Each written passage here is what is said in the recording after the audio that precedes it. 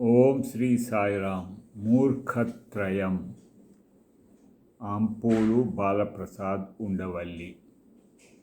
పూర్వం అవంతినగర్ పరిసర ప్రాంతంలో ఉండే అడవిలో ఒక గురుకులాశ్రమం ఉండేది. పూర్ణానంద స్వామి గురువుగారి వద్ద చాలామంది విద్యార్థులు విద్యలు నేర్చుకునేవారు. వారిలో మాధవుడు, సాంబడు, గోపాలుడు అనే ముగ్గురు ఒకే ఊరి నుండి రావటం వలన ముగ్గురు కలిసిమెలిసి తిరుగుతూ ఉండేవారు.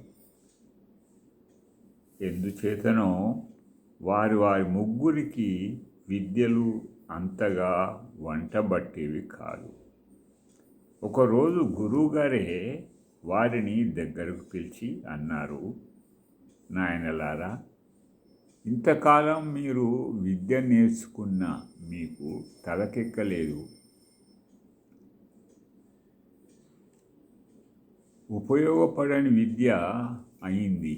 మీ బ్రతుకు తెరువుకు ఉపయోగపడే కొన్ని మంత్రాలు ముఖ్యమైనవి చెప్తాను, శ్రద్ధగా విని మననం చేసుకోండి అని ఒక్కొక్కరికి ఒక్కొక్క మంత్రాన్ని ఉపదేశించాడు. ఆ మంత్రాలని ముగ్గురు బాగా వల్లె వేశారు.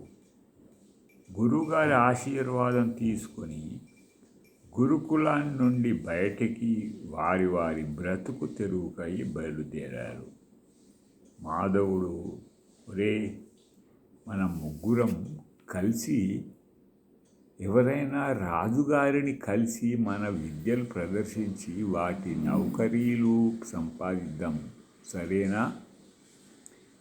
ఆ అడవి దాటాక అవంతి నగరం వస్తుందని విన్నాను అని ఆ రాజుగారిని కలుద్దాం అని కనిపించిన బాట పట్టి నడవసాగారు. అలా చాలా దూరం వెళ్ళారు. గురువమ్మ గారు మూటగట్టి ఇచ్చిన ఆహారాన్ని విప్పి తిన్నారు. ఆకలవుతుంటే ఏవేవో విషయాలు ముచ్చటిస్తూ నడుస్తూ ఉంటే ఆ దారి ఎప్పటికీ తరగడం లేదు. పైపెచ్చు ఇంకా దట్టమైన అడవిలోకి దారి తీస్తోంది.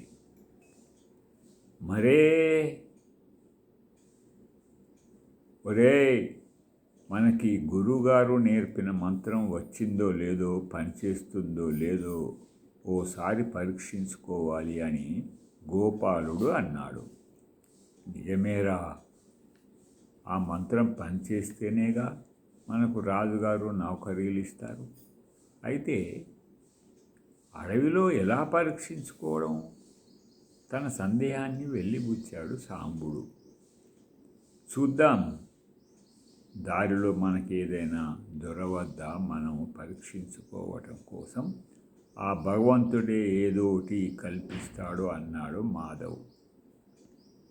అలా చర్చించుకుంటూ కొంత దూరం వెళ్ళగానే అక్కడ వారికి కొన్ని ఎముకలు పడి ఉండడం కనిపించింది. అక్కడక్కడ కొద్దిగా చర్మం, మాంసం, ఎముకలు అంటుకొని ఉంది. ఏదో జంతువు చనిపోయి చాలా రోజులైనట్టుంది. ఒరే, ఇది ఏదో పెద్ద జంతువు ఎముకలు అయి ఉంటాయి. మనం నేర్చుకున్న మంత్రాలు పనిచేస్తాయో లేదో తెలుసుకునేటందుకు భగవంతుడు ఈ ఏర్పాటు చేసి ఉంటాడు. వీటిపై పరీక్షిద్దాం మనం అని మాధవ్ అన్నాడు.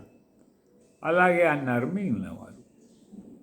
సాంబుడు వాటి వద్ద కూర్చొని తాను నేర్చుకున్న మంత్రాన్ని పఠించసాగాడు. కొద్దిసేపు అయినాక ఎముకలన్నీ ఒక ఆకారంలోకి వచ్చి విచిత్రంగా వాటికి చర్మం రావడం మొదలైంది. సాంబుడు తన మంత్రం పనిచేస్తున్నందుకు ఆనందం వ్యక్తం చేశాడు. వెంటనే గోపాలుడు ఆ ఆకారానికి దగ్గరగా కూర్చొని మంత్రాన్ని చదవడం ప్రారంభించాడు. ముగ్గురు ఆశ్చర్యపోయేటట్లు ఆ చర్మంలోనికి మాంసం, రక్తం వచ్చి చర్మం చూస్తుండగానే పుష్టిగా మారడం, ఒక శరీరంలో మారడం, దానికి వెంట్రుకలు రావటం జరిగింది. ఓ, ఇది ఒక సింహం. అని ముగ్గురు ఒకేసారి అన్నారు. రేయ్, నేను వారు కలిసి మంత్ర ప్రభావంతో నిర్జీవమైన ప్రాణం లేని ఒక సింహం తయారు చేశాము.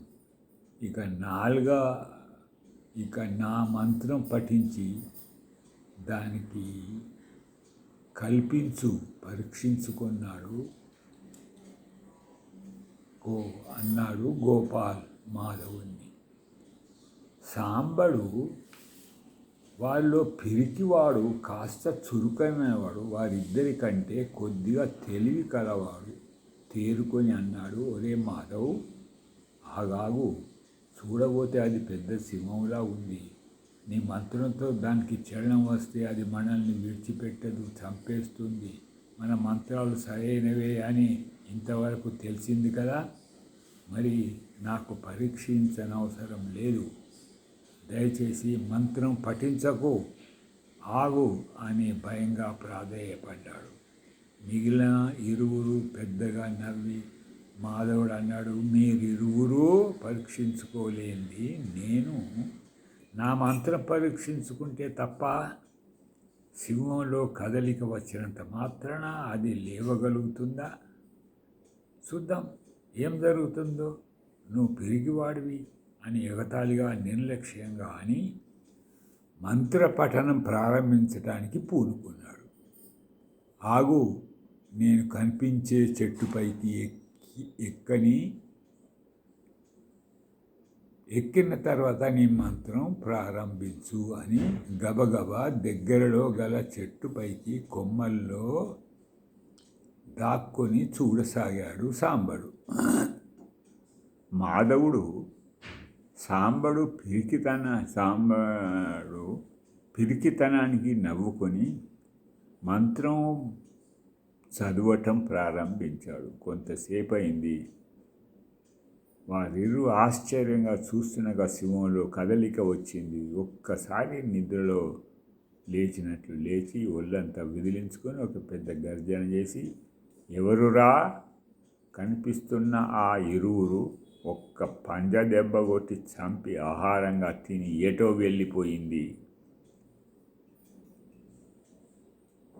సింహం కనుమరుగు అయినంత వరకు ఊరి చెట్టు దిగి తన ఇద్దరు మిత్రులు చెప్తున్నా వినక మూర్ఖంగా సింహానికి బలి అయిపోయినందుకు చాలా విచారించి అందులో తన మూర్ఖత్వం ఉన్నందుకు తనకు తాను తిట్టుకొని ఆ దారి నుండి కనిపించిన దిక్కుగా వెళ్ళిపోయాడు సాంబడు. శుభం.